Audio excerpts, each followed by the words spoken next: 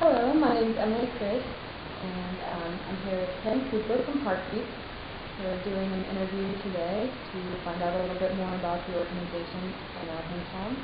I decided to do Heartbeat because my mom is a volunteer here and she really supports the cause, and a lot of their programs have helped her in her life, so I was interested to find out a little bit more.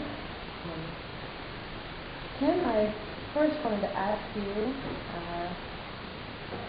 what is Heartbeat? Heartbeat is a life-affirming pregnancy center.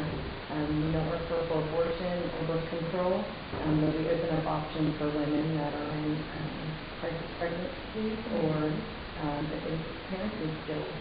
And then more than welcome to come for our parenting program. Awesome. How did it get started? There's two centers actually, one in Zanesville, one in Newark, and they actually both started about the same time, about 40 years ago. Just people really feeling the need in our community to help people in unplanned pregnancies, and it just grew from answering telephones and giving diapers to what it is now, and offering ultrasounds and the pregnancy tests and the clothing for women.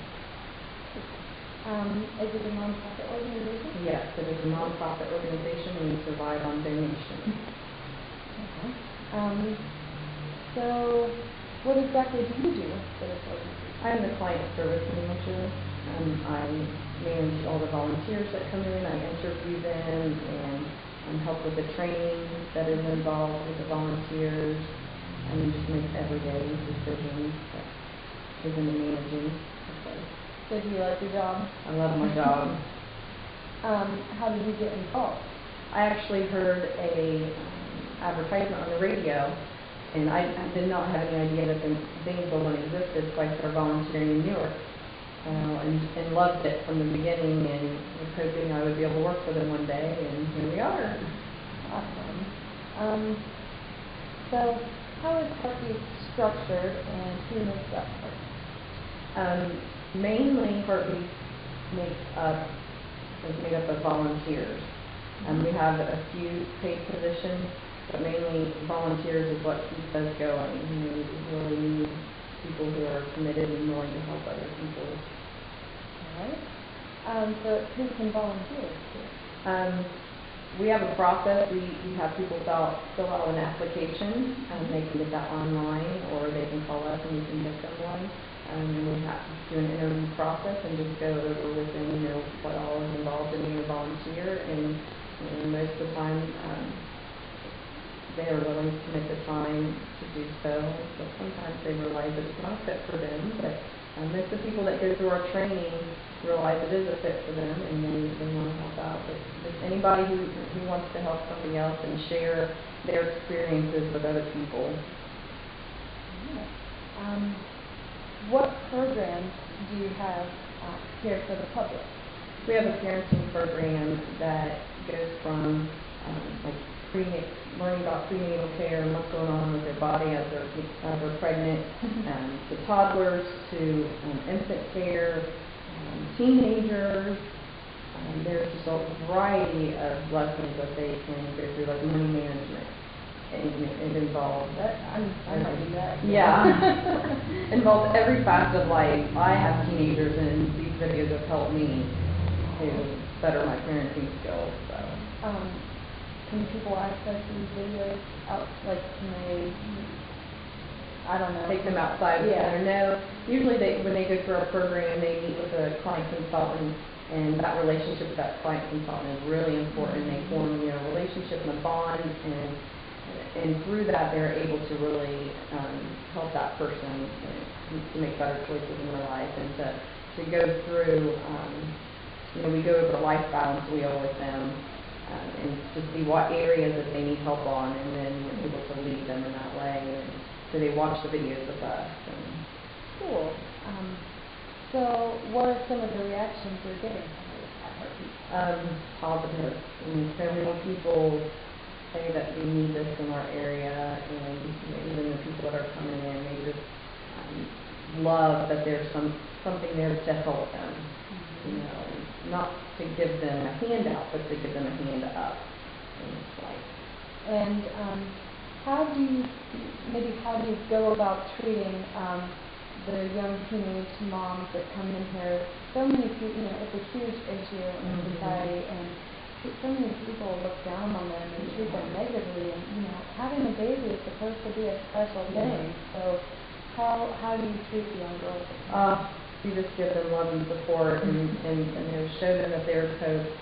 It's not the end of the world, and they are loved, and they didn't, they're not bad people just they made a bad decision. So are the programs just for pregnant women, or are some of them open to everyone? No, pregnant women or parents.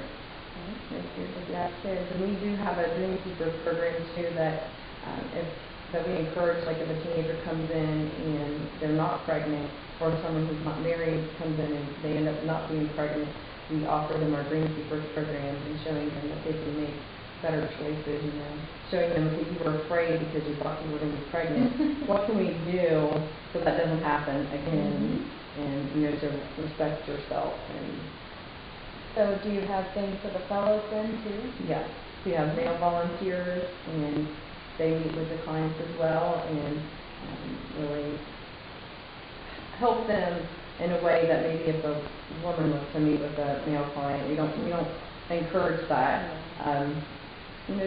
Men and women and women are able to encourage and influence each other. Okay. So do you take appointments, or can people just walk in? Both. We make appointments, but if we have a spot open and someone walks in, we're more than happy to fit them in. Cool. So where are you located? We are located at 216 Hazlitt Court. Okay. What is the charge for the service? We charge nothing for our service. No charge? No charge. That is awesome. We want to help as many people as we can. Good. How and what can people donate? There's many things that can donate. It can be monetary. We have a boutique that has baby clothes that goes up to $40, I believe. They can donate gently used clothing or brand new clothing, diapers, wipes, any kind of small baby items, and pacifiers and bottles. Those things have to be brand new, of course. I think, right now, but there's a few things that we are in need of just because we're starting out. We could use storage cabinets. On my list, and I'm like going blank. But yeah, anything that a baby would need, that diaper bags, things like that, we can do. That's cool. So do people just bring you the donations, or they can? Yeah, they can. We can just drop the donations off here, or sometimes people have baby showers for us, and we can go and speak at the baby shower for them, or we could come and pick up the baby items if they want. That's cool. So, is that a way for you to get involved in the community too? Reach out, and have us all kind of come together to, support a good cause. Yes. It seems like every week, like I'm starting to hear more and more about what you guys are doing. How many different churches have you been to, or do you just go and speak on Sundays, or how do you get a hold of you to have a speaker, to provide people with the opportunity to give, or even to, Yeah, if they would, one of us who can speak, they can just call us at 450-5437, and we could, schedule that for a speaker for them. What's the beginning of that question? I can't remember. What are some of the churches that you're visiting? I think there's probably at least 20 churches that help us, and we're connected with, That's great. I know, it is great. And no one denomination, it's a variety, which is great. So, I wanted to ask if there are any connections to adoption agencies, and how would people go about that? I mean, I know you guys aren't an adoption agency, and you encourage the woman to keep her baby and everything, but there are certain situations that might happen. You want to at least provide her child with life. So what if a woman, working for every 2 years with a child or something, are there different opportunities you have for that? Yes, we absolutely. We have certain adoption agencies that we're connected with that we will refer them to. They're a Christian nonprofit adoption agency, so we don't make any money from it, and neither do they. And we just want to give them, the best options for them and their child. So I was looking at some of the brochures out there, Mm-hmm. and I was actually kind of interested in some of what it had to say. You guys are very much for sexual purity, and especially in teens. Are there classes for that, or maybe programs, or? Yeah, that's our Dream Keepers program that we really encourage. Yeah. Oh, that's cool. What is your message to teens? We'll start out with the teens. What is your message to them? What do you encourage in their young lives? Well, we also have a program called Relationships Under Construction that goes into our schools and teaches them sexual risk avoidance. We want to teach them that there's consequences for our choices, and we want them to look forward, say 5-10 years from now, and say, where do you want to be in your life? And if you make this choice to have sex now and you have an unplanned pregnancy, or if you get an STD, how is that going to affect your life 5-10 years from now? We want you to make an informed decision, and one that's going to benefit you. Sure. Do you also talk about the emotional side? Oh yeah, that program goes through all the consequences: emotional, physical, spiritual. We cover the whole thing because we want them to know sex just isn't physical. No.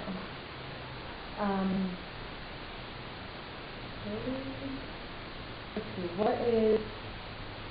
And now, what do you tell, maybe older women? What's your message to, or even men? What do you tell adults that about, their relationships or their past, and how do you go about helping them? Well, sometimes we make the same choices as a young person does. So sometimes that isn't based on age. Just if we've not had the guidance in our life to make positive choices, or someone there to encourage us. And we can help older people as well as the teenagers in that aspect. And if they're not married, we still encourage sexual abstinence because God designed sex to be within a committed relationship, and that's marriage. And it's for a reason. It's not just to take our fun away. It's because He loves us and He wants good for us. He wants us to enjoy that. It makes you closer to that person, and it even sets off with different chemicals in your brain and stuff. And our Relationships Under Construction teaches the kids that. Awesome. So yeah. So this is definitely a Christian organization, right? Yeah. And is that kind of hard in a society that is all about keeping things separated, and they don't want to have they call it religious view and things like how do you keep your Christian atmosphere and your Christian messages? It can be difficult at times. You do have those people that say, well, you shouldn't be imposing your views on other people, but in no way do we impose our views. We love them, and we listen to them, and we encourage them and bring them hope. And we don't necessarily have to bring God into it or say anything about God to do that. We offer them a Hope Bible, and at times we ask them if we can pray with them, but they at all times can say, no, I don't want a Bible, I don't want to be prayed with, and we're still going to love them. Sure. We don't make the decision to love them based on if they agree with our beliefs or not. That's so awesome. So what made you interested to, be a part of it and continue to be a part of it and doing what you're doing? I just really felt like God was asking me to serve and to help people and not just sit back and let anybody else do it, because there's so many hurting people out there and they need hope and encouragement, and it brings me joy to do this. Sometimes it's hard for me because I'm like, well, I'm actually benefiting from this too, because it brings me so much joy and just peace. But then at other times I can get overwhelmed because I think I want to do more. I want to help more people, or if someone doesn't want to take our help or our advice, it's hard. because you just want to let them know that they are loved and there's hope out there. You want them to feel peace too. Yeah. So that was going to be my next question, is how, like, I'm sure some of these stories have really touched your heart, and these people have made an impression on you, and that, this place helped you with your life and your family? Oh, yeah, definitely. My life is definitely not perfect, and there are things in my life that have come up, issues, and actually having this place to go to and these women that I work with has helped me, encouraged me, and I don't know where I would be if I didn't have this place. But I think God just placed me here for a reason. And that's awesome. Yeah, I mean, if you ever need prayer or something like that, you would step in here. Yeah. And they have been there for me, and it's just amazing.